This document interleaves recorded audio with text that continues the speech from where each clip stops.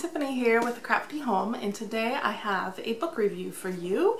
We will be reviewing and talking about Not a Drop to Drink by Mindy McGinnis. Mindy McGinnis, that is correct.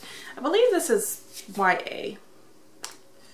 I'm not 100% sure on that, don't quote me on that, but this in print, yeah, I think it is. This is a dystopian novel set in kind of a post-apocalyptic world where there is not enough water, and so there are people fighting over what water is left. Our main character is, I always forget names, Lynn, who is a teenager who has grown up with her mom as basically her only companion, and so she doesn't really know much about the world other than they must save their little pond of water to survive. And so she has to learn a lot to survive. Get down, Felix. Sorry guys. Felix, get down. Okay. So yes, the premise of the book is that, let's see, how much more can I tell you without giving anything away? She doesn't really move from her house. She has everything there. She needs to leave, and so she's kind of, like I said, has no interaction with other people. And then eventually they start seeing smoke off in the distance, and through a set of circumstances she is introduced to more people, and this is kind of the tale of that. I gave this book I would say maybe 3.5 stars, but Goodreads won't let me do that. It wasn't as good as I was expecting. Of course, part of that may have to do with the fact that I finished The Final Empire by Brandon Sanderson just before reading this book and had a massive book hangover that I think I am still trying to recover from. But it lacked some action. Could have used a little more character development, could have used a bit more description. It was very slow paced at the beginning. Near the end though, I did begin to enjoy the book a bit more. It maybe took halfway to 3/4 of the way through to really kind of like it though. It's a book I could really kind of take or leave. But I know a lot of other people really enjoy it and have given it 5 stars. So yeah. There you go. That's kind of my thoughts on it. I do have some other points to talk about that are more spoilery. I'm trying to think if there's anything else non-spoilery that I can tell you about it. It is a good story. It has potential. It just wasn't quite good enough to truly grip me. Obviously not bad enough to get below like a 3.5 though. So obviously I still kind of liked it. This is a series. I believe the next one is Handful of Dust. I might finish the series. I just didn't feel connected enough to the characters. Almost had me at the end. So, alright. So if you've never read this book, now is the time to leave, because I am going to talk about some of the spoilers, some of the things in the book that I want to discuss. So if you haven't read it, bye-bye. That's it.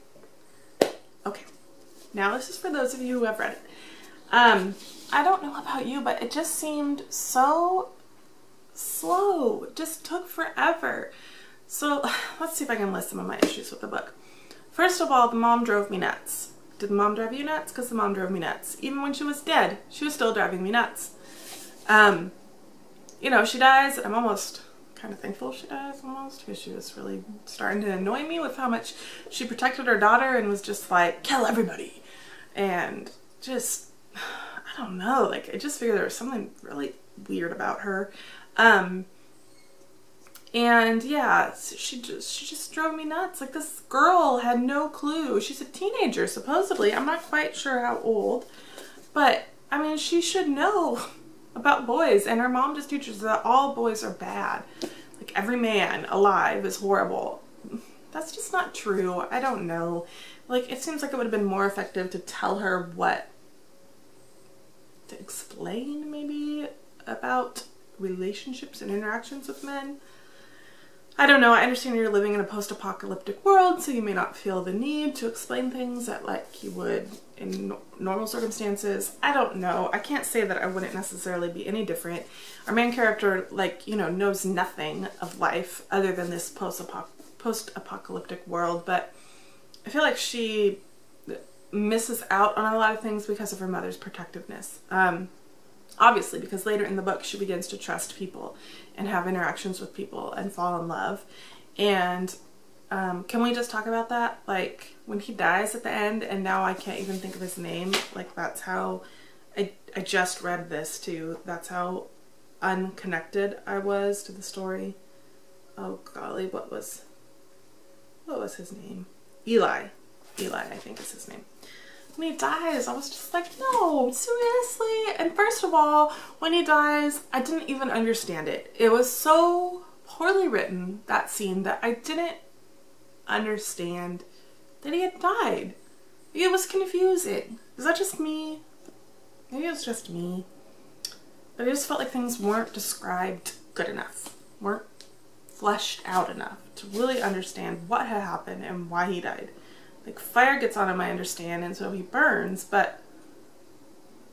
then they shoot. But what do they shoot and why? They shot him because he was burning, but why couldn't they get the backpack? I don't get it.